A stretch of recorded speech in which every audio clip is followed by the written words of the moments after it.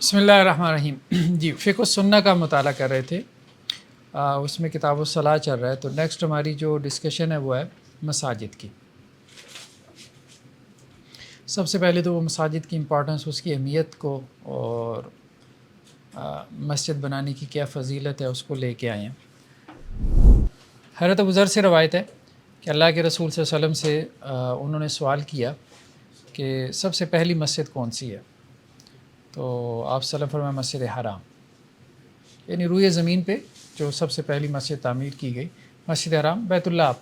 ٹھیک ہے، انہوں نے سوال کیا اس کے بعد، تو اللہ کے رسول نے کہا کہ مسجد اقصیٰ دوسری مسجد یہ ہے جو تعمیر ہوئی۔ تو انہوں نے تیسرا سوال کیا کہ ان دونوں کے درمیان کتنا عرصہ ہے؟ تو اللہ کے رسول نے کہا 40 سال۔ پھر ساتھ میں کیا کہا کہ جہاں بھی تمہیں نماز کا وقت ہو جائے تو تم نماز پڑھ لو، وہ جگہ مسجد ہے۔ ٹھیک ہے، تو اس سے کیا مراد ہے کہ اس امت کے لیے تمام زمین کو مسجد بنا دیا گیا۔ پہلی امتوں کے لیے سختی تھی کہ مسجد میں نماز پڑھتے تھے، تو اس امت کے لیے یہ آسانی ہے۔ اب اس کا مطلب یہ بھی نہیں پارکوں میں مسجد بنا لو، ٹھیک ہے، ایسے ہی کرتے ہیں نا، وہ قبضہ کر لیتے ہیں، ٹھیک ہے، تو گورنمنٹ کی جگہ وہ متعلقہ سوال نہیں ہے یہ جی کے مطابق 40 سال کا وقفہ ہے۔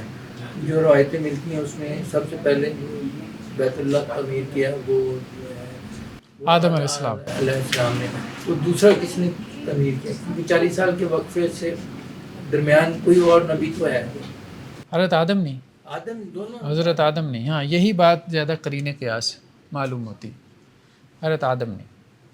ٹھیک، وہ شفٹ ہو گئے ادھر۔ بظاہر ہمارے پاس کوئی اتنی معلومات نہیں ہے، ہاں تو ایک گمان ہے بس۔ اس چیز کے متعلق یہ کہہ رہے ہیں کہ اگر جو ہے نا 40 سال کا وقفہ ہے تو بیت اللہ تو پہلی مرتبہ حضرت آدم نے تعمیر کیا تھا، اس بارے میں روایتیں مل جاتی ہیں۔ البدایہ والنہایہ آپ اٹھا کے دیکھیں، تاریخ ابن کثیر وغیرہ یا تاریخ کا ہمارا جو ذخیرہ ہے، اس میں یہی ہے کہ بیت اللہ کی پہلی تعمیر حضرت آدم علیہ السلام نے کی۔ شروع سے یہی قبلہ رہا ہے تمام نبیوں کا۔ تو اب اگر حضرت آدم نے پہلی مرتبہ جو ہے، چونکہ وہ نبی بھی تھے، ظاہری بات ہے، شروع سے ہی نماز وغیرہ چلی آ رہی ہے، تو بیت اللہ تو تھا، یہ تو بات واضح مطلب محسوس ہوتی ہے، بھلے ہمیں کوئی روایت ملے بھی نہ ملے، لیکن تاریخی روایتیں ملتی ہیں کہ حضرت آدم علیہ السلام ہندوستان سے آئے تھے، ہند سے، ارض ہند سے، اور یہاں کے انہوں نے بیت اللہ کی تعمیر کی تھی۔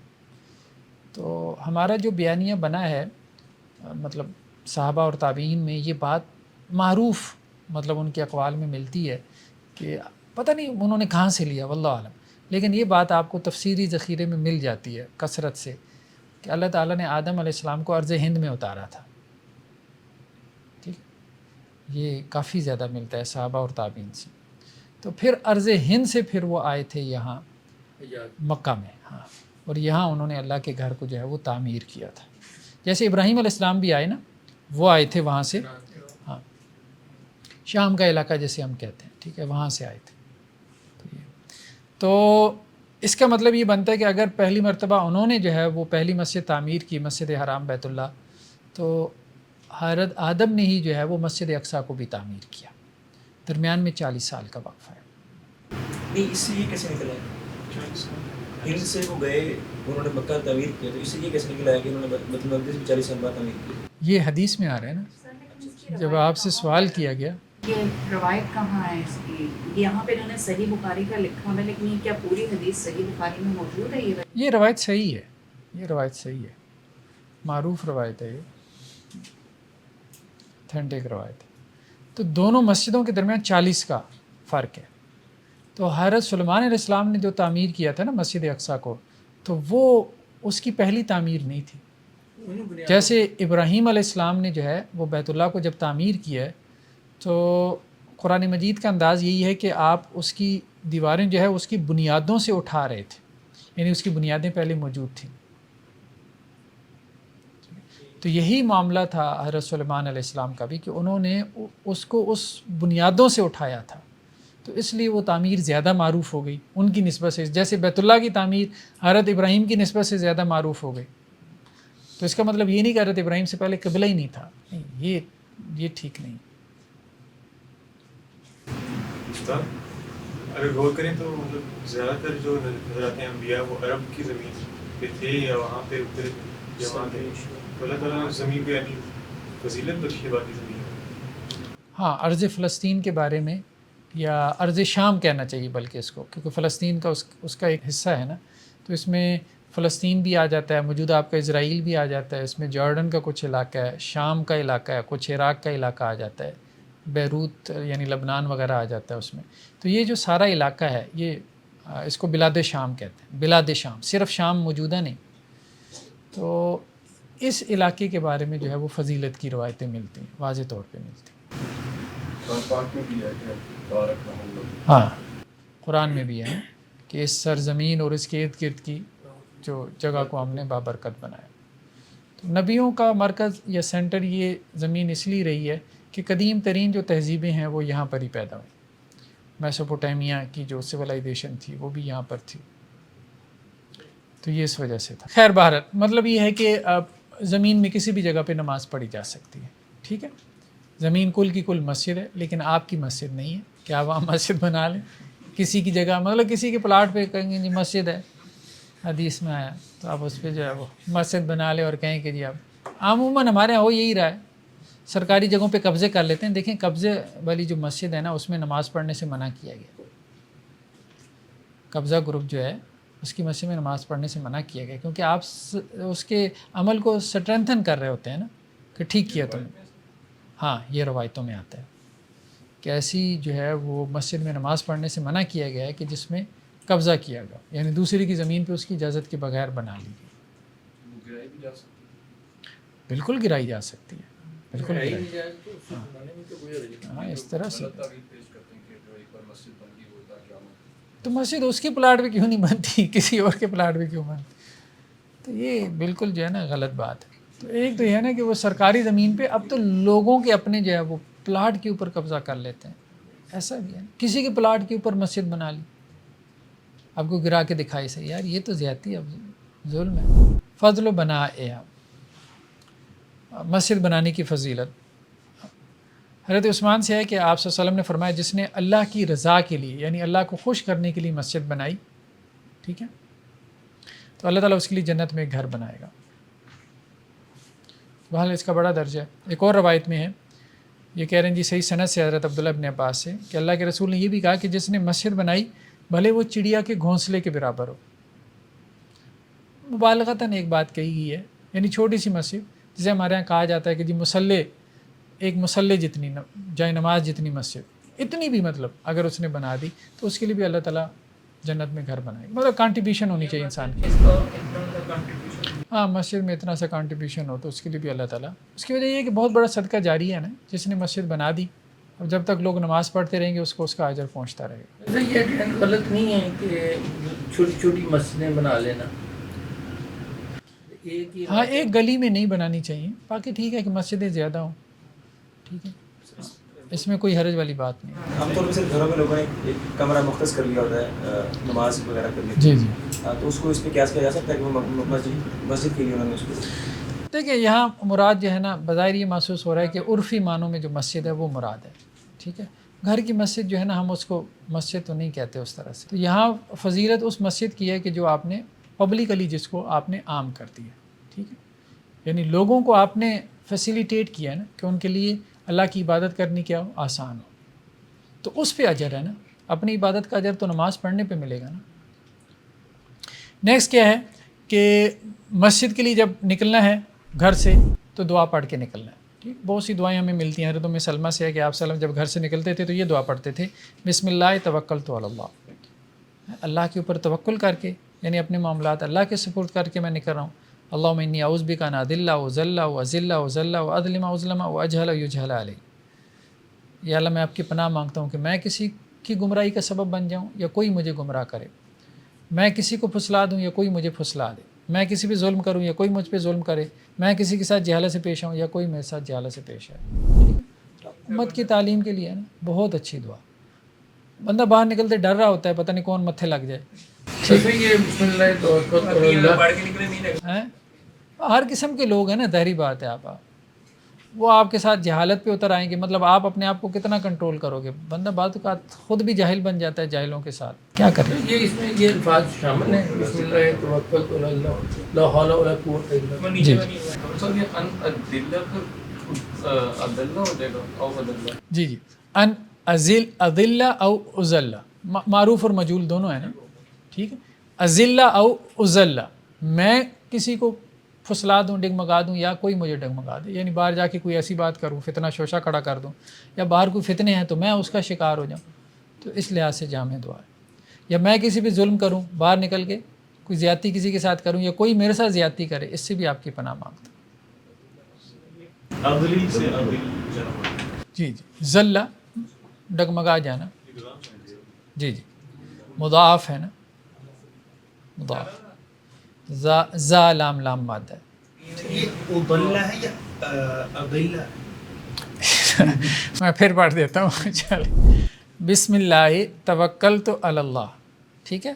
اللہم انی اعوذ بک ان اذل، ذل یذل سے، ذل یذل مضاف ہو گیا نا، ذل یذل سے اذل، ان کی وجہ سے کیا آئے گا؟ نصب آ جائے گا. ان اذل کہ میں گمراہ کروں، او اضل، اضل یہ بھی ان کی وجہ سے آخر میں نصب آئی ہے. او اضل یا میں گمراہ ہو جاؤں، یا مجھے گمراہ کر دیا جائے. ٹھیک ہے. اذل او اضل، اضلہ گمراہ کر دوں، گمراہ ہو جاؤں. گمراہ کرنا. یہ ضلہ سے ہے نا اضلہ، تو ضلہ کا تو مطلب بھٹکنا خود ہوتا ہے. نہیں، دونوں معنی میں آتا ہے. ہاں دیکھیں، جس کا مجہول آ گیا تو اس کا مطلب یہ ہے کہ وہ متعدی ہے. ہم نے یہی پڑھا تھا گرامر میں کہ مجہول آتا ہی اس کا ہے کہ جو فعل متعدی ہو. اجہلا او یجہلا کی نہیں، یہ اجہلا کی نہیں. یجہلا علیہ آگے آ گیا نا. بعض افعال صلہ کے ساتھ آتے ہیں، یعنی پریپوزیشنز کے ساتھ آتے ہیں. ٹھیک ہے. یعنی میں کسی کے اوپر جہالت کروں اور یا کوئی میرے ساتھ جہالت سے پیش آئے، یہ مراد ہے. دوسری بھی دیکھ لیں. بسم اللہ توکلت علی اللہ ولا حول ولا قوت الا باللہ. ٹھیک ہے. بس اتنی ہے. خیر بہرحال مطلب گھر سے نکلتے ہوئے یہ دعا پڑھے. ویسے بھی عام طور پہ بھی نکلتے ہوئے یہ دعا پڑھے، اچھی دعا ہے. اس کے معنی مستحضر رکھ لے تو کوئی اس کو خیر گمراہ کرے تو کرے، خود تو کم از کم کسی کو گمراہ کرنے سے یا اس کے ساتھ جہالت سے پیش آنے سے تھوڑا سا جو ہے وہ شرم محسوس کرے گا کہ دعا پڑھ کے نکلا ہوں، میں تو یہ کام نہ کروں. الدعاء عند دخولها وعند الخروج. مسجد میں داخل ہونے کی دعا اور مسجد سے نکلنے کی دعا. ٹھیک ہے. مختلف دعائیں ہیں، کچھ مختصر ہیں، کچھ تفصیلی ہیں. اعوذ باللہ العظیم وبوجہہ الکریم. ٹھیک ہے. اللہ کی پناہ ہے بس. وسلطان القدیم من الشیطان الرجیم، شیطان مردود سے. ٹھیک ہے. بسم اللہ اللہم صلی علی محمد، یعنی درود شریف پڑھ کے مسجد میں داخل ہونا ہے، درود شریف پڑھ کے باہر نکلنا ہے. اللہم اغفر لی ذنوبی وافتح لی ابواب رحمتک، یا اللہ میرے گناہ معاف فرما دے اور میرے کیا کر، رحمت کے دروازے کھول دے. ٹھیک ہے. سر یہ درود پڑھ سکتے ہیں الحمدللہ والسلام علی رسول اللہ. ٹھیک ہے. والصلاۃ والسلام علی رسول اللہ، بسم اللہ والصلاۃ والسلام علی رسول اللہ. مختلف دعائیں آتی ہیں، کوئی بھی آپ پڑھ سکتے ہیں. تو بس اصل میں کیا ہے کہ آپ مسجد میں داخل ہو رہے ہیں تو اللہ سے دعا کر رہے ہیں کہ میری رحمت کے دروازے کھل جائیں کیونکہ میں مسجد میں آ گیا. ٹھیک ہے. اور جب نکل رہے ہیں تو اس میں کیا کہہ رہے ہیں؟ بسم اللہ اللہم صلی علی محمد اللہم اغفر لی ذنوبی وافتح لی ابواب فضلک اللہم عاصمنی من الشیطان الرجیم. اب باہر نکلنا ہے نا تو شیطان ہی کھڑا ہے راستے میں گلے ملنے کے لیے، تو یا اللہ اس سے بچا کے رکھنا. ٹھیک ہے. کبھی کبھی انتظامیہ والے تو دعا پڑھنا مسجد میں جاتی ہوئی، مسجد سے نکلتی ہوئی، یہ دعا بیسیکلی جو ہے نا اصل میں ایک تو ویسی ہے اللہ سے ہم مدد بھی طلب کر رہے ہیں، اور دوسرا یہ بھی ہے کہ جب ہم ان کے معنی پہ غور کرتے ہیں تو پھر وہ مقصد بھی ریوائیو ہو رہا ہوتا ہے جس مقصد کی خاطر ہم مسجد میں جا رہے ہوتے ہیں یا مسجد سے نکل رہے ہوتے ہیں. نیکسٹ کیا ہے؟ مسجد میں جانے کی فضیلت بہت سی روایتوں میں ملتی ہے. حضرت ابو ہریرہ سے ہے کہ جس نے صبح مسجد میں کی یا شام مسجد میں کی تو اللہ تعالیٰ اس کے لیے جنت میں کھانا تیار کرتے ہیں. یعنی جب وہ صبح مسجد میں کرتا ہے تو اللہ تعالیٰ کہتے ہیں کہ یہ میرا مہمان ہے، اس کے لیے جنت میں ایک ضیافت تیار کرو.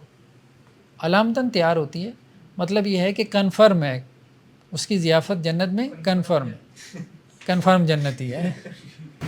ٹھیک ہے. صبح شام سے برات फजर और असर की नमाज। हाँ, सुबह शाम वही है। एक और रवायत में हज़रत अबू सईद खुदरी से कि अल्लाह के नबी सल्लल्लाहु अलैहि वसल्लम ने फरमाया, जब तुम किसी शख्स को देखो कि वो मस्जिद में कसरत से आता है तो उसकी ईमान की गवाही दो। ठीक है। और कुरान में भी है ना कि अल्लाह की मस्जिदों को कौन आबाद करते हैं? जो अल्लाह और आखिरत पे ईमान रखते हैं। तो नमाजी आदमी जो है वो मोमिन है, सीधी सी बात है। जो मस्जिद में जाता है वो मोमिन। सर ये मतलब कितनी देर बाद हम ये अंदाजा लगाएं? ज़्यादा गहराई में ना जाए, बस ठीक है, मतलब जिसकी आदत है। नेक्स्ट क्या है? सही मुस्लिम की रवायत है अबू हुरैरा से कि अल्लाह के रसूल सल्लल्लाहु अलैहि वसल्लम फरमाया, जिसने वज़ू किया और अपने घर से निकला मस्जिद के लिए ताकि वहाँ फ़र्ज़ नमाज अदा कर सके, तो उसकी एक कदम के ऊपर अल्लाह ताला उसका एक गुनाह माफ़ करते हैं और दूसरे कदम पे उसका एक दर्जा बुलंद करते हैं। ठीक है, मतलब बहुत अजर है मस्जिद का। नेक्स्ट क्या है जी? तहियतुल मस्जिद, यानी मस्जिद में जाकर आपने 2 रकअत नफल नमाज पढ़नी है। ये मस्जिद के हुकूक में से। हज़रत अबू कतादा से रवायत है कि अल्लाह के नबी सल्लल्लाहु अलैहि वसल्लम ने फरमाया, जब तुम में से कोई मस्जिद में आए तो वो 2 रकते पढ़े बैठने से पहले। अगर वक्त है तो पढ़ ले, अच्छा है। वाजिब में दर्जा है नहीं, वाजिब नहीं कह सकते, अगरचे बाद फुक़हा ने कहा है वाजिब है, लेकिन वाजिब नहीं कहना चाहिए, रिकमेंडेड है। जुम्मे के दौरान एक हदीस में आता है कि एक शख्स बैठ गया तो अल्लाह के नबी सल्लल्लाहु अलैहि वसल्लम ने उसे कहा कि पहले पढ़ो। जी जी, कितनी बार लाज़मी? उसको कहते हैं कि जुम्मे वाला लाज़मी है। अगर आप लाजमी बना देंगे तो आप फ़र्ज़ ही बना रहे हैं, सीधी सी बात है। हाँ, या लाजिम है या लाजिम नहीं है, तो लाजिम का मतलब तो फ़र्ज़ ही है फिर। तो जुम्मे के तो 2 ही फ़र्ज़ हैं, फिर 4 तो ना बनाएं।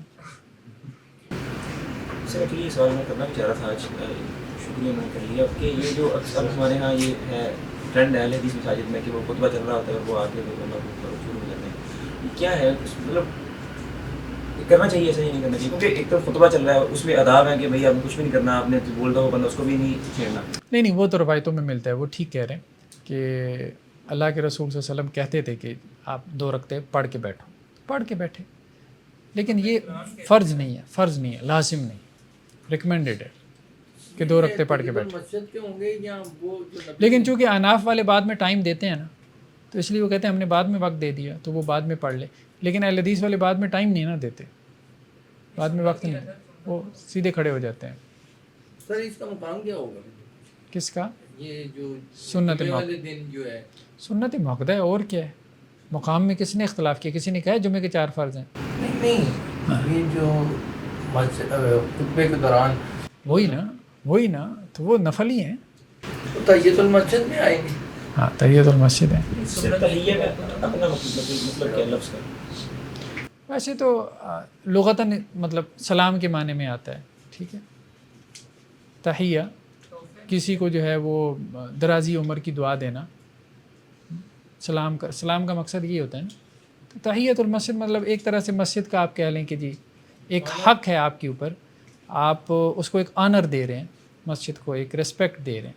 ठीक है, इस माने मतलब सलाम में क्या होता है कि आप किसी को एक रिस्पेक्ट दे रहे होते हैं ना, ऑनर दे रहे होते हैं। सुन्नत यही है कि मस्जिद में जाए तो 2 रकते पढ़ के बैठे, बस इतनी सी बात है, लेकिन ये फ़र्ज़ नहीं है, वाजिब नहीं। तो इस्तिलाहात हैं फ़र्ज़ और वाजिब की, अमूमन अहनाफ के नहीं है, इनका ज़रा थोड़ा फ़र्क बता देंगे कि कैसे फ़र्क करना है, वो कैसे फ़र्क करते हैं? उसूल फ़िक़्ह में करेंगे। सर ये अक्सर लफ्ज़ इस्तेमाल होते हैं तो ज़रा। अच्छा, फ़र्ज़ कहते हैं उसको जो कुरान में आ जाए आसान अल्फाज में, जिसका हुक्म कुरान में है तो वो कहते हैं ये फ़र्ज़ है, जिसका हुक्म हदीस में है इसको वो कहते हैं वाजिब है। लेकिन उनकी लेजिस्लेटिव ऐसी तय की दोनों, हाँ, कानूनी ऐसी तय की। कानूनी हैसियत एक ही है, फ़र्ज़ और वाजिब दोनों की कानूनी हैसियत एक ही है। बस वो कहते हैं फ़र्ज़ का इनकार करेगा तो काफिर हो जाएगा, वाजिब का इनकार करने से काफिर नहीं होता। ठीक है, लेकिन सज़ा दोनों पे होगी, अल्लाह की नाराज़गी। सज़ा दोनों पे होगी। आप यूँ कह लेंगे थोड़ा बहुत फ़र्क होगा, फ़र्ज़ के छोड़ने पे 20 छितर पड़ेंगे अगर, तो वाजिब के छोड़ने पे 19 पड़ जाएंगे, मतलब इतना थोड़ा बहुत तो हो जाता है। नेक्स्ट क्या है? अफजल मस्जिद। अफजल मस्जिद तो ज़ाहिर बात है मस्जिद हराम है। हज़रत जाबिर से है कि अल्लाह के रसूल सल्लल्लाहु अलैहि वसल्लम ने फरमाया कि मस्जिद हराम में एक नमाज का सवाब 1,00,000 नमाज़ों के बराबर है, और मेरी मस्जिद यानी मस्जिद नबवी में एक नमाज का सवाब 1,000 नमाज़ों के बराबर है, और बैतुल मक़दस में या मुक़द्दस में, दोनों तरह से ठीक है, एक नमाज का सवाब 500 नमाज़ों के बराबर है। ठीक है। एक और रवायत में है کہ شد رحال جو ہے 3 مساجد کے علاوہ جائز نہیں ہے. شد رحال کہتے ہیں اہتمام سے سفر کرنا, ٹھیک ہے, اسپیشلی سفر کرنا کہ جی میں فلاں مسجد میں جا کے نماز پڑھوں, ٹھیک ہے, یہ عقیدہ رکھ کے کہ اس میں کوئی فضیلت, تو وہ فضیلت تو 3 نمازوں کی ہے, ٹھیک ہے. مطلب بادشاہی مسجد ہو گئی, بیریا ٹاؤن کی جامع مسجد ہو گئی, ٹھیک ہے, اور اسی طرح سے جو ہے وہ فیصل ماسک ہو گئی, تو ان میں نماز پڑھنے کی کوئی فضیلت نہیں ہے, ٹھیک ہے. باقی ان کو دیکھنے کی شاید کوئی فضیلت ہو, یا وہاں کوئی سیلفی بنانے کی ہو, اگر یہ فوٹو شوٹ کی ہو, اگر یہ اہتمام ہو کہ وہاں کوئی اچھا عالم آ رہا ہے جس سے کوئی آدمی حاصل کر سکتا ہے, وہ اور بات ہے. تو مطلب یہ ہے کہ فضیلت ان 3 مساجد کی ہے. ان 3 مساجد کے علاوہ کسی اور مسجد کو کوئی متبرک یا مقدس سمجھ کے اس کا سفر نہیں کرنا. ہاں ایک ہسٹوریکل پلیس ہے, ٹھیک ہے, ایک اسٹیٹ آف آرٹ ہے, ٹھیک ہے, آپ مطلب وہ دیکھنے کے لیے سفر کرتے ہیں, وہ تو اور ہے نا. یہ قدرت کے نظارے دیکھنے ہیں. سر مطلب یہ صرف فضیلت کی لحاظ سے کہا جا رہا ہے, فضیلت کے اعتبار سے, ٹھیک ہے, یعنی مذہبی جو ایک سٹیٹس ہے, مقام ہے, مرتبہ ہے, تو وہ 3 مساجد کا ہی ہے. درباروں کے ساتھ مختلف مساجد ہیں, ادھر نہیں جانا چاہیے. ہاں مطلب یہ ہے کہ اس کو فضیلت سمجھ کے اگر جائے گا کہ جی داتا دربار کی مسجد میں جا کے میں نے نماز پڑھنی, ٹھیک ہے, کوئی شاید وہاں جیسے ہمارے ہاں مطلب آپ کو یہ کہے کہ جی جیسے قاضی صاحب کے ہاں ایک اعتکاف کا وہ پورا شہر آباد ہوتا ہے. اب اگر کوئی صاحب یہ کہیں کہ جی یہاں آ کے اعتکاف کرنے سے مطلب ان کے کوئی فالوور شاید اس کو کوئی زیادہ ثواب ملے گا, تو یہ غلط ہوگا نا, یہ شد رحال, ٹھیک ہے. اعتکاف کی فضیلت اگر ہوگی تو ان 3 مساجد کے لیے ہوگی, باقی کہیں پہ بھی کر لے تو سب جگہ برابر ہے. مطلب باقی سب جگہیں کیا ہیں, برابر ہیں, یہ کہنے کا مقصد ہے. فضیلت 3 جگہوں کے ثابت ہے. یہ اعتکاف کا شہر بساتے ہیں, یہ جائز ہے اس طرح؟ ہم قریب بیٹھے ہوئی ہیں ان کے, ہم آپ کے شاگرد ہیں, اس لیے آپ سے پوچھ رہے نہیں ہیں. آپ مجھے چھڑانے نہیں آئیں گے. چلیں باہر. نیکسٹ کیا ہے جی, مساجد کو جو ہے وہ مطلب کیا کرنا, ڈیکوریٹ کرنا, ہاں تزئین کرنا, ان کی آرائش کرنا. حضرت انس سے روایت ہے کہ اللہ کے نبی صلی اللہ علیہ وسلم نے فرمایا کہ قیامت نہیں قائم ہوگی یہاں تک کہ لوگ مسجدیں بنانے میں کیا کریں, فخر کریں, یعنی مقابلہ بازی کریں, میری مسجد بڑی. اور جی سنن ابی داؤد, سنن نسائی, ابن ماجہ, ٹھیک ہے جی, صحیح کا حکم لگا ہوا علامہ البانی کا. ابن خزیمہ کی روایت ہے کہ لوگوں کے اوپر ایک زمانہ آئے گا کہ وہ مسجدیں بنانے میں کیا کریں گے, تفاخر کریں گے, اور پھر اسے آباد بہت ہی کم کریں گے. یعنی مسجدیں آباد نہیں ہوں گی, بس یہ دور آ گیا. مسجد اسٹیٹ آف آرٹ بن جائے گی, ٹھیک ہے, پکنک اسپاٹ ہو جائے گی. بحریہ ٹاؤن میں کیا ہے, فیصل ماسک میں آپ دیکھیں, بادشاہی مسجد میں جا کے دیکھیں نمازی کتنے ہوتے ہیں, ایک ساتھ اور فوٹو شوٹ کرنے والے کتنے ہوتے ہیں. دیکھیں نمازی وہاں بھی ہیں جو عام مساجد ہیں, بلکہ دیکھیں محلے کی مسجد, وہاں نمازی ہوتا ہے, تو وہاں توجہ ہوتی ہے مسجد بنانے پہ, تو وہ آباد بھی ہوتی ہے. کیونکہ مقصد کیا, یہاں جب بہت بڑی بڑی مسجدیں ہوتی ہیں نا, کیونکہ مقصد یہ ہے ہی نہیں, مقصد ہی کچھ اور ہے, تو وہ پھر اسی مقصد سے ہی لوگ آتے ہیں وہاں. بنائی بھی ایسی جگہ پہ ہوتی ہیں, بنائی بھی ایسی جگہ پہ ہوتی ہے. کون نہیں, وہ مطلب اس کو کہتے ہیں حاشیہ نگار, جو ہے محشی, یہ لفظ کیا ہے, محشی, یعنی جس نے فوٹ نوٹ لگائیں. حضرت عبداللہ بن عباس سے روایت ہے کہ اللہ کے نبی صلی اللہ علیہ وسلم نے فرمایا کہ مجھے جو ہے نا وہ مساجد کی مطلب تزئین اور آرائش سے منع کیا گیا. حضرت عبداللہ بن عباس سے روایت ہے کہ تم لوگ اس طرح سے مساجد کی تزئین و آرائش کرو گے جیسے یہود و نصارہ نے کی. اور حضرت عمر سے ہے کہ وہ مسجدیں بنانے کا حکم دیتے تھے, لیکن کہتے کیا تھے کہ لوگوں کو بارش سے بچاؤ, اور زرد و سرخ کے پیچھے نہ پڑنا. زرد اور سرخ مطلب اس کو ڈیکوریٹ نہ کریں. ہاں ڈیکوریشن کی طرف نہ چلے جانا, ٹھیک ہے, جیسے رومنز کرتے تھے. اور اسی طرح سے پرشین امپائر میں تھا اس وقت, وہ لوگ بڑی بڑی عمارتیں بنا رہے تھے نا. علماء کرام ہیں یہ والی چیزیں کہاں ہے, نہ کہیں جمعے میں ہے, نہ کبھی بیان میں ہے. تو ایک یہ ہے کہ مسجد میں سہولت دینا کوئی حرج نہیں, آپ ایئر کنڈیشن کر لیں اس کو, ٹھیک ہے, سہولت اور چیز ہے، ٹھیک ہے، تو لیکن اس کو بہت زیادہ تزئین و آرائش کرنا، جھنڈیاں لگانا اور مطلب اس سے لوگوں کی توجہ جو ہے وہ نماز کے بجائے اس طرف مبذول ہو، بس سادہ ہونی چاہیے، سادہ ہو، پرشکو ہو، اس میں کوئی حرج نہیں. پرشکو کہتے ہیں مطلب اس کے اندر ایک وقار، ٹھیک ہے، عمارت کے اندر ایک وقار ہو، ٹھیک ہے، صاف ستھری ہو، نیٹ اینڈ کلین ہو، ٹھیک ہے، اور اس میں لوگوں کے لیے فیسیلٹی ہو، وہ ٹھیک ہے، وہ سب مطلوب ہے، ریکوائرڈ ہے. جیسے کہ آپ اپنے گھر میں زیب و رائش کرتے ہیں نا، تو اللہ کا گھر ہے، اس میں کیوں نہیں کرتے؟ نہیں دیکھیں، گھر میں زیب و آرائش کرنا یا ویسے زیب و آرائش میں کوئی حرج نہیں ہے. مسجد میں کیوں منع کیا گیا؟ اس کی وجہ یہ ہے کہ آپ اصل مقصد سے ہٹ جائیں گے نا، اصل مقصد سے ہٹ جائیں گے. مسجد جو ہے وہ مقام عبادت ہے، یعنی اللہ کی طرف توجہ.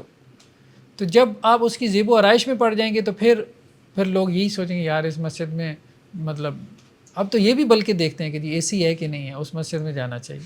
اب دیکھیں نا، یہ چیزیں اب میٹر کرنا شروع ہو گئی ہیں. اب وہ چیز میٹر نہیں کر رہی کہ جی قاری قرآن بہت اچھا ہے، ٹھیک ہے، تلاوت بہت اچھی کرتا ہے، ٹھیک ہے، تو اب یہ سب چیزیں جو ہے نا وہ آگے آ جاتی ہیں. استاد یہ کہا جا سکتا ہے کہ زیب و زینت سے منع کیا ہے؟ ہاں، کہا جا سکتا ہے کہ مسجد کی زیب و زینت سے منع کیے گئے، اس لیے منع کیا گیا ہے کہ عبادت کا مقصد فوت ہو جائے گا. استاد ایک اور سوال یہ ہے، جیسے اب خانہ کعبہ ہے، اس کا جو دروازہ ہے وہ کہتے ہیں دنیا کے اندر جو سنگل باڈی آف گولڈ ہے اس میں سب سے بڑی باڈی میں وہ آتا ہے، پتہ نہیں کتنے ٹن، 1000 کلو کا وہ دروازہ ہے. سر یہ بھی غلط ہے نا، اتنا اسراف ہے سونے کا دروازہ. نہیں، بیت اللہ کے حوالے سے نا ہم اس کو اسراف نہیں کہتے. ہاں، وہ ایکسیپشن ہے. اس کی وجہ یہ ہے کہ بعض روایتوں میں ہمیں مطلب مل جاتی ہے اس کی اجازت، وہ ہم کسی اور وقت میں دیکھیں گے. دیکھیں، مسجد ایسی ہو جیسے اب حضرت عمر نے کیا کہا کہ بھائی بارش سے بچانا. اب ایسا بھی نہ چھت ٹپک رہی ہو، ٹھیک ہے، وہ ابھی کبھی آپ نے سوشل میڈیا پہ تصویریں دیکھی ہوں کہ وہ یہاں تک پانی ہے اور وہ کھڑے نماز پڑھ رہے ہیں یہاں تک. نہیں، یہ بھی نہیں ہے. بہرحال تو سر یہ جو حکم کس کیٹیگری میں فال کرے گا؟ کیا؟ مکروہ عمل ہے مسجد کی تزئین؟ ہاں، مسجدوں کی تزئین آپ یوں کہہ سکتے ہیں مکروہ عمل ہے. مطلب اس پہ پیسہ نہ خرچ کریں آپ، لوگوں کا پیسہ ہے، آپ اس پہ خرچ نہ کریں، ٹھیک ہے. تو آپ مسجد کو وسیع کر لیں، آپ مسجد کو صاف ستھرا رکھیں، ٹھیک ہے، لائبریریاں بنائیں، سہولت اس میں فراہم کر دیں، ٹھیک ہے، کوئی حرج نہیں. منار کے بارے میں بتائیے. ہاں، منار کے اوپر پیسہ خرچ کرتے ہیں، زیادہ پیسہ نہ خرچ کریں. کروڑوں روپے کا ہوتا ہے. اس اسلام میں اس کی گنجائش یا کوئی اجازت منار یہ قبے بنا لیں؟ دیکھیں، منار میں ایک مقصد ہوتا ہے کہ جی چلیں کسی جگہ آبادی بہت زیادہ ہے اور مسجد ایک ہی ہے. اب ہاں، مطلب لوگوں کو پتہ چلے، جو وہاں لوگ آتے ہیں مسافر ہیں، دور سے پتہ چلے کہ جی یہ مسجد ہے اور وہ مسجد تک پہنچ جائے، ٹھیک ہے. تو اس اعتبار سے کہ کہیں پہ مینار اس مقصد سے بنایا گیا کہ لوگوں کی مسجد تک رسائی آسان ہو، خاص طور پہ مسافر حضرات کی، اور وہ علاقہ بھی ایسا ہے جہاں مسافروں کا آنا جانا. اب محلے کی مسجد کا مینار بنانے کی کیا ضرورت؟ سب کو پتہ ہے یہاں مسجد ہے، اتنا لمبا مینار آپ نے بنا دیا ہے، اس پہ پیسہ انویسٹ کرنے کی ضرورت ہے. مساجد کے حوالے سے ایک بات ہے کہ ایک جیسے مساجد ہے جو پرانی بنی ہوئی ہیں، پرانی طرز کی ہیں، ان کی سادہ فرش ہے اور طرز تعمیر پرانی ہو گئی. ایک لیٹسٹ ہے جو اب ہمارا جو موجودہ مطلب لوگ ہیں ان کا ٹرینڈ یہ ہے نا کہ جیسے ماربل لگا ہوا ہے تو ادھر جانے کو دل نہیں کرتا، جو لیٹسٹ تعمیرات ہیں اس کی طرف جانے کو دل کرتا ہے کہ اس مسجد میں جایا جائے جو ہمارے دور کے مطابق ہے. تو اس میں کیا ٹھیک ہے، کوئی حرج نہیں. اصل بات یہ ہے کہ ہم یہ کہہ رہے ہیں بس سادگی ہو، سادگی ہو.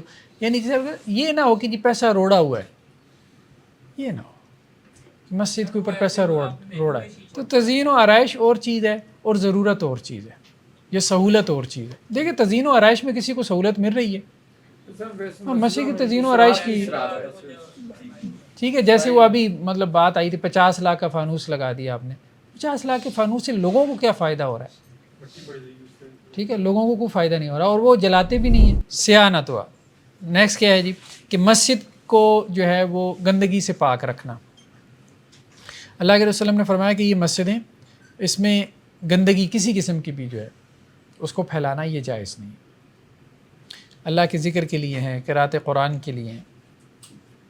ایک اور روایت میں ہے کہ اللہ کے رسول صلی اللہ علیہ وسلم نے فرمایا جب کوئی تم میں سے نماز میں کھڑا ہو تو اپنے آگے نہ تھوکے. یعنی مسجد میں تھوک دینا یہ بھی گندگی پھیلانے میں آتا ہے، ٹھیک ہے. ایک اور روایت میں جابر سے کہ آپ صلی اللہ علیہ وسلم نے فرمایا جو تھوم یعنی لہسن وغیرہ یا پیاز یا کچا پیاز یہ کھا کر آئے تو وہ پھر ہماری مسجد میں نماز کے لیے نہ آئے، کیونکہ فرشتے اس سے اذیت محسوس کرتے ہیں، اور بنو آدم بھی، نمازی بھی اس سے اذیت محسوس کرتے ہیں۔ تو کچا پیاز کھا مطلب اس سے منہ سے اسمیل آئے گی، سلاد میں جو ہوتا ہے کچا پیاز۔ اس لیے حضرت عمر کی روایت میں یہ ہے نا کہ حضرت عمر نے جمعے والے دن خطبہ دیا اور کہا کہ لوگوں تم 2 درخت کھاتے ہو اور وہ خبیث درخت ہیں، تھوم اور پیاز۔ خبیث اس معنی میں کہا کہ وہ اسمیل آتی ہے، مولی جیسے انسان کھاتا ہے تو نکال لیتا ہے تو اسمیل آتی ہے۔ ان سے زیادہ تو بولی سے تو انہوں نے کہا کہ میں نے اللہ کے رسول صلی اللہ علیہ وسلم کو میں نے دیکھا ہے کہ جب آپ کسی آدمی کے منہ سے ایسی بدبو محسوس کرتے تھے تو اس کے بارے میں حکم جاری کرتے تھے کہ اس کو نکال دو، مسجد سے نکال دو، تو اسے بقیع کی طرف نکال دیا جاتا تھا۔ تو جو یہ دونوں کھانا چاہتا ہے کھا لے، لیکن ان کو پکا کے کھائے، یعنی ان کی بو مار کے کھائے، پھر مسجد میں آ جائے۔ اسی طرح سے آپ سگریٹ کو بھی قیاس کر سکتے ہیں، یعنی ایسی کوئی چیز کھانا پینا کہ جس سے اس کے منہ سے اسمیل آئے تو وہ کھا پی کے مسجد میں نہ آئے۔ یعنی آسان الفاظ میں اس سے کیا مراد ہے ان حدیثوں سے، روایتوں سے، کہ آپ مسجد میں کسی دوسرے کے لیے اذیت کا باعث نہ بنیں۔ آپ کا لباس ایون کہ آپ پسینے میں اٹھ کے آ گئے، بدبو آ رہی ہے، اگلا بندہ بھی پریشان ہو رہا ہے، دائیں بائیں نہا کے آ جاتے، ٹھیک ہے۔ تو مسجد میں جا کے آپ اللہ کی عبادت کے لیے جا رہے ہیں، ٹھیک ہے، لیکن آپ نے نمازیوں کو پریشان نہیں کرنا اپنے رویے سے، اپنی حرکتوں سے۔ اگر کوئی مصروف تھا اور پسینہ وغیرہ اس پر اور نماز کا وقت ہو گیا اور اس پاس ٹائم نہیں ہے تو یہ عذر کاؤنٹ ہو سکتا ہے اور گھر میں پڑھ لیں؟ ہاں، مسجد میں اب کیا جا کے پریشان، اگر نہیں ہوا اس کے پاس گھر کر سکتا ہے ہاں عذر؟ یہ دوسروں کو دیے تھے بیچارے کے لیے گھر پڑھ لیں۔ تو وہ کہہ رہے ہیں کہ پیاز کھا کے آتا تھا تو مسجد سے نکال دیتے تھے، یہ ابھی روایت میں۔ تو مطلب وہی چیز ہے، مقصد کیا ہے پیچھے، مقصد کیا ہے؟ کوئی پیاز کے ساتھ دشمنی ہے؟ پیاز کے ساتھ تو دشمنی نہیں، مقصد یہ ہے کہ دوسرے نمازیوں کو تکلیف سے بچانا، مقصد تو یہی ہے۔ تو اس میں کھانسی مطلب کہ جس طرح بعض لوگوں کو دائمی کھانسی لگی ہوتی ہے وہ پھر مسجد میں ہاں، ان کے لیے بھی بہتر جن لوگوں کو کرونا وغیرہ ہو، کوئی ایسا مرض ہو کہ جس سے دوسروں کو کراہت محسوس ہوتی ہے تو وہ مسجد میں نہ جائیں، مہربانی کر کے گھر میں بیٹھیں۔ سر یہ جو 2 ہمیں یعنی سبزیوں کا یا 3 سبزیوں کا ذکر ملتا ہے حدیث میں، تو اس میں آپ نے انہیں مقدمہ قائم کیا ہے کہ وہ ساری چیزیں جو کراہت کے ذمہ میں آتی ہیں، دوسروں کو تکلیف ہو سکتی ہے۔ اب یہ یعنی جو حکمت ہے تو یہ روایت میں تو نہیں آئی بارے میں، اس کے اوپر مقدمہ کھڑا کرنا چاہیے درست ہے، یعنی اس میں بہت ساری چیزیں رگڑی جائیں گی، بہت ساری چیزیں رگڑی جائیں گی۔ تو مجھے کسی شخص کی شکل سے کراہت ہے تو پھر تم اس کو نہیں آنا، مطلب پھر حکم آنا وہ تو چلتا جائے گا۔ یہ تو کوئی بات نہیں ہے۔ راحت جس کی یہ تو آپ گناہ گار ہیں۔ آپ کو ہے لیکن کیا سب کو ہے؟ اگر امام صاحب کو ہے وہ کہتا ہے یار یہ شخص دیکھ کے مجھے چڑ لگتی ہے، ہم یہ بات کر رہے ہیں کہ بعض کراہتیں ایسی ہوتی ہیں جو طبعی ہوتی ہیں، سب کو محسوس ہوتی ہیں، ٹھیک ہے۔ تو اگر مجھے ایک چیز سے کراہت ہے باقی ساروں کو نہیں ہے تو خود میں پرابلم ہوں نا، پیاز کے معاملے میں صرف 2-3 لوگوں تو مجھے مسجد میں نہیں جانا چاہیے۔ اس میں تو دیکھیں نا پھر یہ بھی تو نکل سکتا ہے نا، اگر یہ یعنی واقعہ اس کو علت حکم سمجھ لیا جائے تو یعنی میں اگر پاؤں ملاتا ہوں تو وہ کہ یار ہمیں سے تکلیف ہوتی ہے، ہماری نماز خراب ہو رہی ہے، اس کو مسجد سے نکال دو، تو وہ تو نکال دیں گے، کیونکہ یہ حدیث میں ہم یہ بات نہیں کر رہے، ہم یہ کہہ رہے ہیں کہ طبعیت، کچھ کراہتیں ایسی ہیں جو طبعیت میں شامل ہیں، ٹھیک ہے۔ مثال کے طور پہ جو مجھے اونٹ کا گوشت کھانے سے کراہت ہوتی ہے لیکن ساروں کو نہیں ہوتی، تو مطلب یہ کہ یہ انسانی طبیعت کا مسئلہ نہیں، یہ آپ کا پرسنل ایشو ہے، ٹھیک ہے۔ تو کچھ کراہتیں ایسی ہیں جو پرسنل ہیں، ہم ان کی بات نہیں کر رہے، یعنی ایک فرد کا مسئلہ ہے، اس کی اپنی طبیعت اور مزاج اور اس کی نفاست کا مسئلہ ہے۔ کچھ کراہتیں ایسی ہیں جو سب کو بری محسوس ہوتی ہیں، ٹھیک ہے۔ مطلب کچھ چیزیں ایسی ہیں نا، کچھ عادتیں ایسی ہیں جو سب کو بری محسوس ہوتی ہیں۔ آپ ڈکار ماریں گے، ٹھیک ہے، تو اب سب کو برا لگے گا نا۔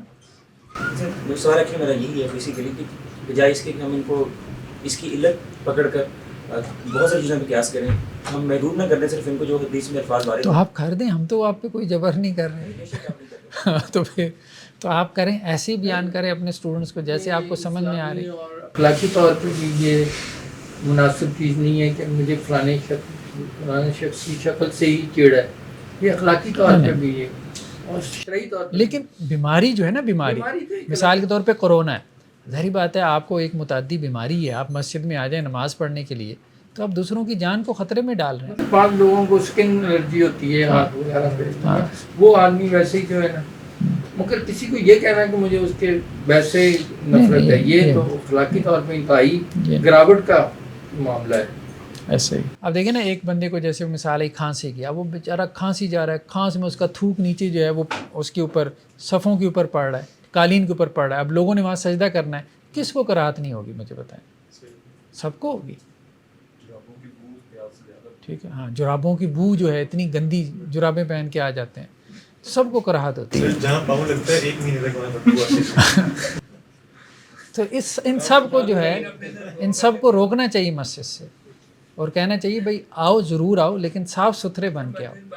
जिसके मुंह से सिगरेट की बू आ रही हो, अब देखिए ना, जो तो पीता है उसको तो महसूस नहीं होता, लेकिन जो नहीं पीता वो बेचारा परेशान हो जाता है, हाँ, उसको वोमिट आती है। अब वो मुंह साफ, ठीक है, वो मस्जिद में आ सकता है, नमाज़ पढ़ सकता है, सिगरेट पीना अच्छी बात नहीं है, लेकिन नमाज़ तो मस्जिद में आके पढ़ सकता है, उसे रोकना नहीं चाहिए। लेकिन यह है कि दूसरों के लिए अजियत का बायस ना बने, हम सिर्फ ये कह रहे हैं। तो बहुत सारे अफ़ाल इसके अलावा भी ऐसे हैं, ठीक है, या बहुत सारी चीज़ें ऐसी हैं कि अगर आप खा पी के आते हैं तो आपके मुंह से बहुत गंदी स्मेल आती है।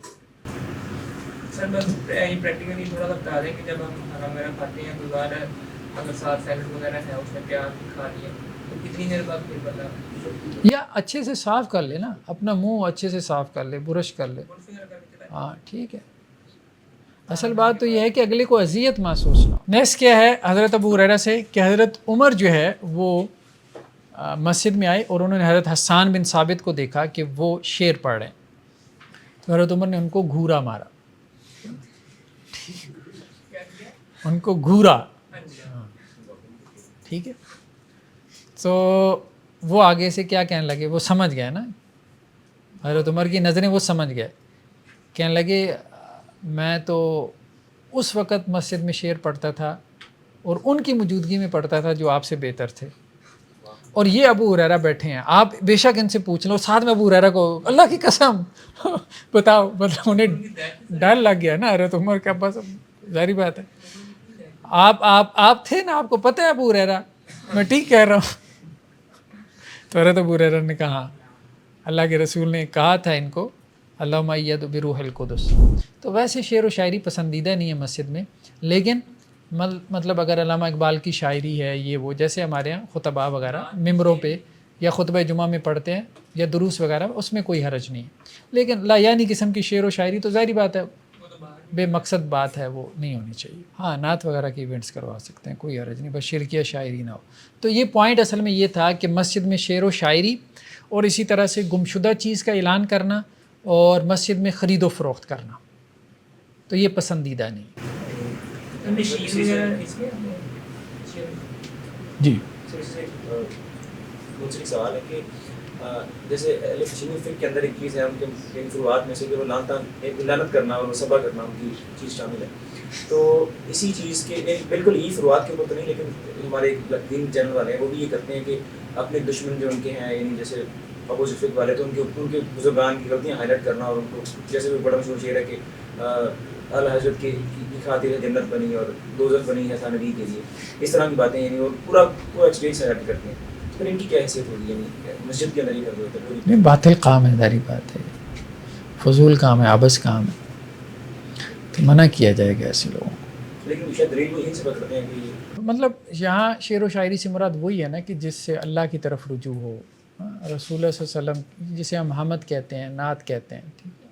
ऐसी शेर व शायरी में, शेर व शायरी जो है ना वो इसको पसंद नहीं किया गया, ठीक है। बेमकसद शेर व शायरी, बामकसद हो, पर्पसफुल हो, तो उसमें कोई हरज नहीं, ठीक है। लेकिन अक्सर और बेशतर शुअरा की शायरी आपको भी पता है बेमकसद होती है। हज़रत अबू हुरैरा से रवायत है कि अल्लाह के रसूल सल्लल्लाहु अलैहि वसल्लम फरमाया कि जिस शख्स को तुम देखो कि वो मस्जिद में गुमशुदा चीज़ का ऐलान कर रहा है, तो तुम उसे ये दुआ दो कि अल्लाह ताला तेरी चीज़ तुझे ना ही वापस करे तो अच्छा है, यानी तुझे तेरी चीज़ ना ही मिले तो अच्छा है। मस्जिदें इस काम के लिए नहीं बनी, ठीक है। हाँ, ये कर सकता है कि कोई उसकी चीज़ गुम हो गई, इमाम मस्जिद से कह दे, तो इमाम मस्जिद ऐलान कर दे, ठीक है, उसमें कोई हरज नहीं है नमाज के बाद, ठीक है। यानी एक प्रॉपर तरीका हो। या फिर ये है कि मस्जिद वाले कोई ऐसा निज़ाम बना दें या कोई नोटिस बोर्ड पे ऐलान लगा दें कि जी किसी को कोई चीज़ मिले तो इमाम साहब को पहुंचा दे, تو وہ بندہ جو ہے جس کی کوئی چیز مطلب آگے پیچھے ہو جاتی ہے، جیسے وضو خانے میں آپ نے کوئی موبائل جو ہے وہ آپ وہاں بھول آئے، گھڑی جو ہے وہ اتار کے رکھا ہے، تو اب جس کو ملے وہ امام صاحب کو پہنچا دے، اور ہمارے یہاں بھی عموماً یہی ہوتا ہے، لوگ امام صاحب کو پہنچا دیتے ہیں، ٹھیک ہے، تو اور پوچھنے والا بھی عموماً امام صاحب کے پاس ہی چلا جاتا ہے، کیونکہ اس کے پاس اور کوئی سورس ہوتا بھی نہیں ہے، اس کا ذہن بھی اسی طرف جاتا ہے، تو اسی کو نظام کے طور پہ معروف کر لیا جائے تاکہ لوگوں کا نقصان بھی نہ ہو، تو اس میں کوئی حرج والی بات نہیں ہے۔ لیکن اصل میں گمشدہ چیز کا اعلان کرنے سے ہوگا کیا؟ اب لوگ اپنی اپنی عبادت میں مصروف، کو نماز پڑھا ہے، کوئی ذکر کر رہا ہے، کوئی تلاوت کر رہا ہے، اور وہ مسجد کے حال میں آ کے درمیان میں کھڑا ہو کہتا ہے اچھا بھائی کسی نے میرا موبائل تو نہیں دیکھا۔ اب مقصد جو ہے نا، مقصد کیا ہے مسجد کا؟ اللہ کی طرف توجہ، تو ڈائیورٹ ہو جائے گی۔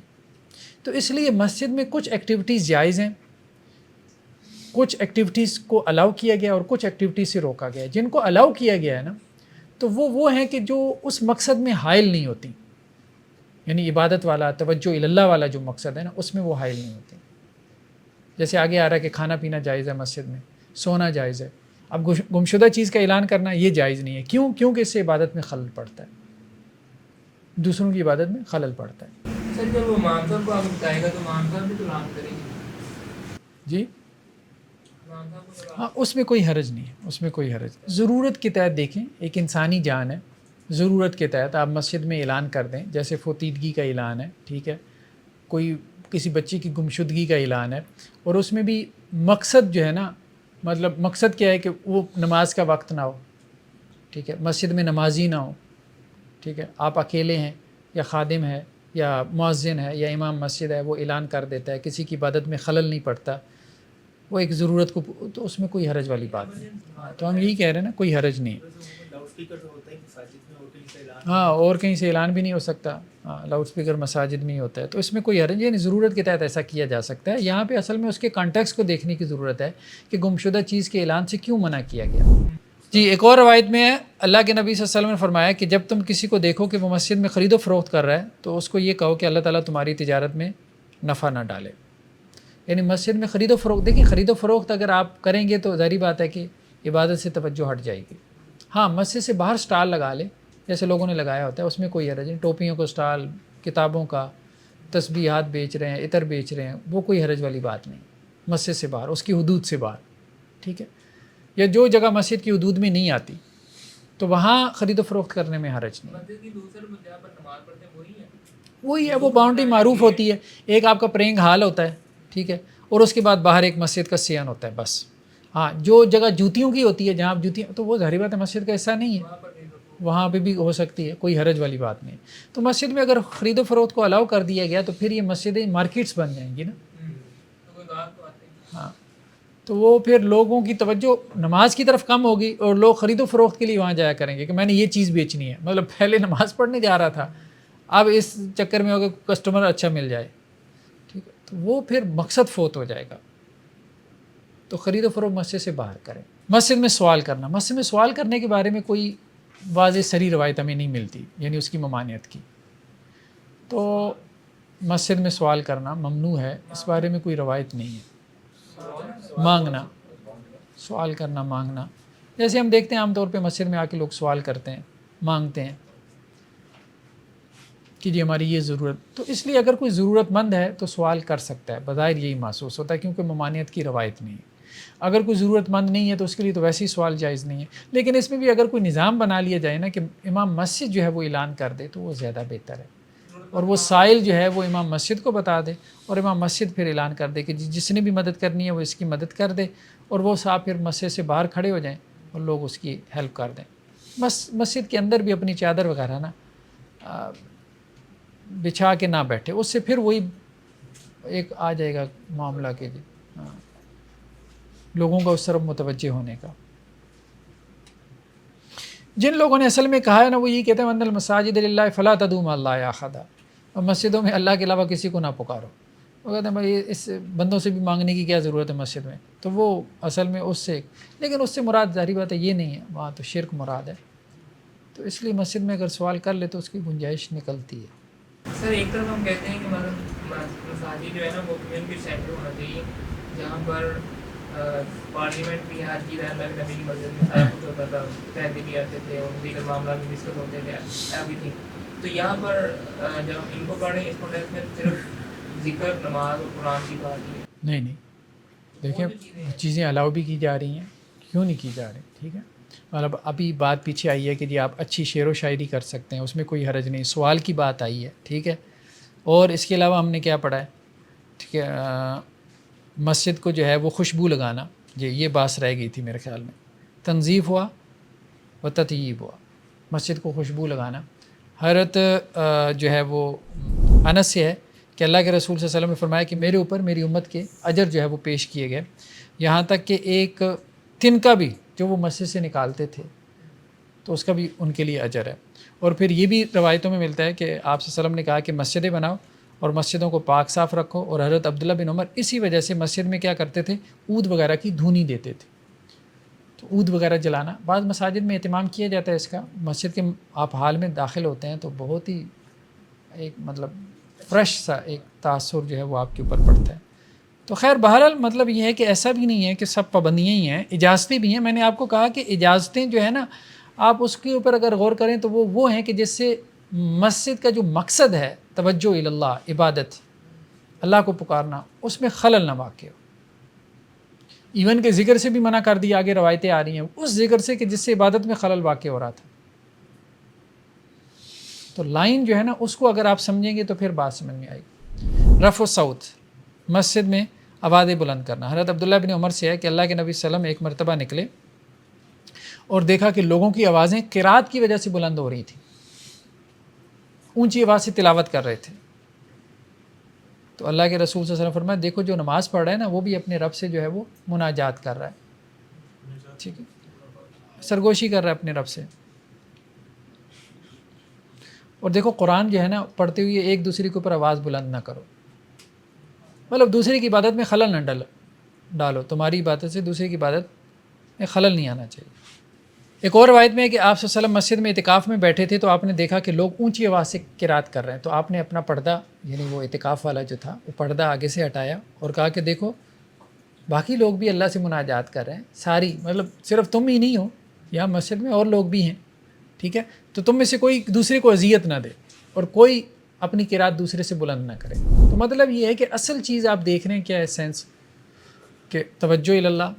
اور اس توجہ اللہ میں بھی آپ عبادت جب کرنے آئے ہیں نا تو اب آپ کا صرف مسجد پہ حق نہیں ہے, باقیوں کا بھی ہے, اس کا بھی آپ نے دھیان کرنا ہے. یہ بھی ہوتا ہے نا, ایک دفعہ ایک بندہ تلاوت کر رہا ہے قرآن پاک بیٹھ کر, تو تھوڑی لاؤڈ کر رہا ہے اور اس کے بعد کوئی اور نہیں تھا, تو بعد میں بندہ آتا ہے نماز پڑھنے کے لیے تو وہ اس کے قریب کھڑا ہو جاتا ہے, وہ اپنی آواز ایسا کر لیں, ٹھیک ہے. جب آپ اکیلے ہیں مسجد میں بے شک اونچی آواز سے تلاوت کریں, کوئی حرج نہیں. اب یہ ممانعت کی حدیثیں اس کا کانٹیکٹ سمجھے تو بات واضح آ جاتی ہے, ٹھیک ہے. مسجد میں گفتگو کرنا. حضرت جابر بن سمرہ کی روایت ہے کہ اللہ کے نبی صلی اللہ علیہ وسلم کیا کرتے تھے, صبح کی نماز جب پڑھاتے تھے فجر کے بعد تو آپ مصلی پہ بیٹھے رہتے تھے اور صحابہ کے ساتھ گفتگو کرتے تھے, ٹھیک ہے. اور زمانہ جاہلیت کی گفتگو ہوتی تھی, یعنی صحابہ اپنے قصے بھی سناتے تھے اللہ کے رسول صلی اللہ علیہ وسلم کو, تو اس میں کوئی حرج والی بات نہیں. اور آپ صلی اللہ علیہ وسلم وہ سن کے ہنسا کرتے تھے.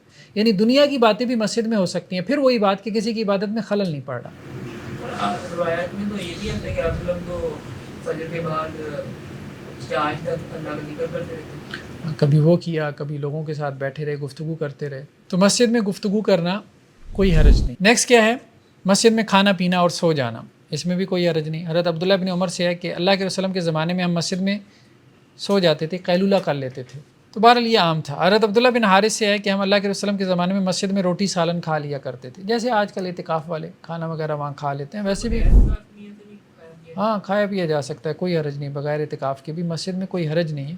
دسترخوان لگا لیں, بس اس کی صفائی ستھرائی کا دھیان کریں, اور وہ ایسے وقت میں ہو کہ جب نمازیوں کو تکلیف نہ ہو. نیکسٹ کیا ہے, تشبیک الاصابع, یعنی انگلیاں جو ہے وہ انگلیوں میں داخل کرنا. یہ تو جب آپ نماز کے لیے گھر سے نکلتے ہیں نا تو اس وقت سے یہ منع ہے. اس کی وجہ یہ ہے کہ یہ شیطانی عمل ہے. جیسے دیکھیں ہم نے ممنوع اوقات میں جب پڑھا تھا تو ہم نے یہ بات پڑھی تھی کہ سورج طلوع ہوتے وقت یا غروب ہوتے وقت سجدہ کرنے سے منع کیا گیا. کیوں؟ شیطان کے ساتھ مشابہت ہو جائے گی اور شیطان اس پہ خوش ہوگا, ٹھیک ہے, تو اس لیے منع کر دیا گیا, ٹھیک ہے. تو یہاں سے بھی منع کس لیے کیا گیا, یہاں بھی منع اس لیے کیا گیا کہ یہ ایک شیطانی عمل ہے.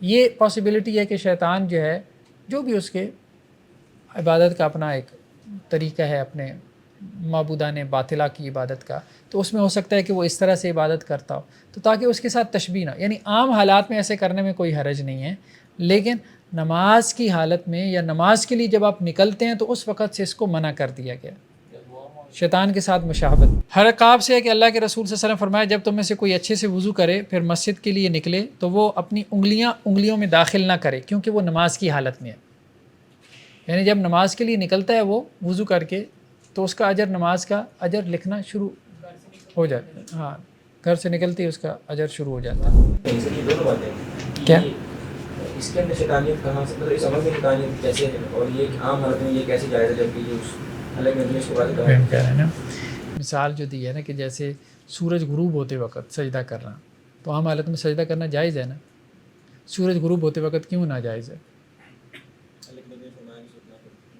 تو بس یہاں پہ بھی یہی سمجھ لیں کہ اللہ کے نبی نے فرمایا کہ نہ کرو اس وقت، یہی کہا ہے نا، نماز کے وقت ہی کہا ہے۔ سر بات یہ ہے کہ سورج غروب طلوع ہونے وقت کے علاوہ ہمیں سجدہ کرنے کی روایتیں ملتی ہیں، اس لیے ہمیں پتہ ہے کہ کرنا چاہیے، عام حالت میں ایسے کرنے کی وہ روایتیں اس لیے ملتی ہیں کہ سجدہ عبادت ہے، یہ عبادت تو نہیں ہے نا کہ اس کا حکم آیا علیحدہ سے، یہ تو ایک مباح کام ہے، ایک جائز کام ہے کہ آپ جو مطلب کیا پوزیشن میں نے اختیار کرنی ہے، اب کیا جو پوزیشن اس وقت میں ہر لمحے آپ کی پوزیشن چینج ہوگی، ہر پوزیشن کی دلیل لے کے آئیں گے، وہی ہے۔ صحیح، تو اس لیے مباح، لیکن سر اگر مباح کام کا ایک کرینہ کراہت والا نہیں جائے تو اس کو مکروہ کر دیا جاتا ہے۔ وہ ایک خاص عمل میں کہا گیا ہے نا، تو اس کو اس عمل کے ساتھ خاص رکھیں گے، باقی اس کی بات باقی رہے گی۔ جب تم میں سے کوئی مسجد میں ہو، اب یہاں پہ واضح آ رہا ہے، جب تم میں سے کوئی مسجد میں ہو تو وہ شیطان کی طرح تشبیک نہ کرے، یعنی انگلیوں میں انگلیاں نہ ڈالے، ٹھیک ہے۔ اور جب تم میں سے کوئی بندہ جو ہے وہ جب تک مسجد میں ہوتا ہے تو وہ یوں سمجھو کہ نماز کی حالت میں ہی ہوتا ہے یہاں تک کہ وہ مسجد سے نکلے۔ جی، تشبیک کی ممانعت۔ نیکسٹ کیا ہے؟ ستونوں کے درمیان نماز پڑھنا، اس سے منع کیا گیا۔ اگر اکیلے آپ ہیں تو آپ پڑھ سکتے ہیں، لیکن جماعت کے لیے صف بنانا ستونوں کے درمیان تو اس سے منع کیا گیا۔ اس کی وجہ کیا ہے کہ صف کیا ہے؟ ٹوٹ جاتی ہے، صف ٹوٹ جاتی ہے نا، تو اس لیے ستونوں کے درمیان صف بنانے سے منع کیا گیا۔ ہاں اگر مجبوری ہو، مسجد میں جگہ ہی نہیں ہے، تو پھر ستونوں کے درمیان صف بنائی جا سکتی ہے مجبوری میں۔ وہ لائن چھوڑ کے پیچھے والے میں آ جائیں اگر مجبوری نہیں ہے۔ ہاں مجبوری نہیں ہے تو پھر پیچھے آ جائیں، ایسے ہی ہے۔ حضرت معاویہ سے ہے کہ وہ اپنے والد سے نقل کرتے ہیں کہ ہمیں جو ہے وہ منع کیا جاتا تھا آپ صلی اللہ علیہ وسلم کے زمانے میں کہ ہم ستونوں کے درمیان صفیں بنائیں، بلکہ اگر ہم بنا لیتے تھے ستونوں کے درمیان یا کچھ لوگ بنانے کی کوشش کرتے تھے تو ان کو دھکیل دیا جاتا تھا اگلی میں یا پچھلی صف میں، ٹھیک ہے۔ سر یہ خواتین ہوئی جب ہم لوگ تراویح کے لیے بیٹھے ہوتے ہیں مسجد میں تو ستونوں کے درمیان سے ہٹ جائیں پھر ہاں ستونوں کے جب جگہ علیحدہ سے ہے، صف بنانے کی جگہ ہے تو ستونوں کے درمیان صف نہ بنائیں۔ ہاں اگر لوگ زیادہ ہو گئے ہیں، اب صف بنانے بغیر چارہ نہیں ہے تو پھر ستونوں کے درمیان بنا سکتے ہیں، کوئی حرج نہیں ہے، ٹھیک ہے۔ یعنی دو ستونوں کے درمیان صف بنانا، مسجد میں ستون ہوتے ہیں نا بعض اوقات، تو ان کے درمیان صف بنانا۔ حضرت عبداللہ بن عمر سے روایت ہے کہ اللہ کے نبی صلی اللہ علیہ وسلم بیت اللہ میں داخل ہوئی خانہ کعبہ میں، تو آپ نے ستونوں کے درمیان نماز پڑھی، دو ستونوں کے درمیان نماز پڑھی، تو اکیلے نماز پڑھ لیں، ٹھیک ہے، اس میں کوئی حرج نہیں۔ خانہ کعبہ میں تو جماعت نہیں نہ کروائی جب آپ، جی جی۔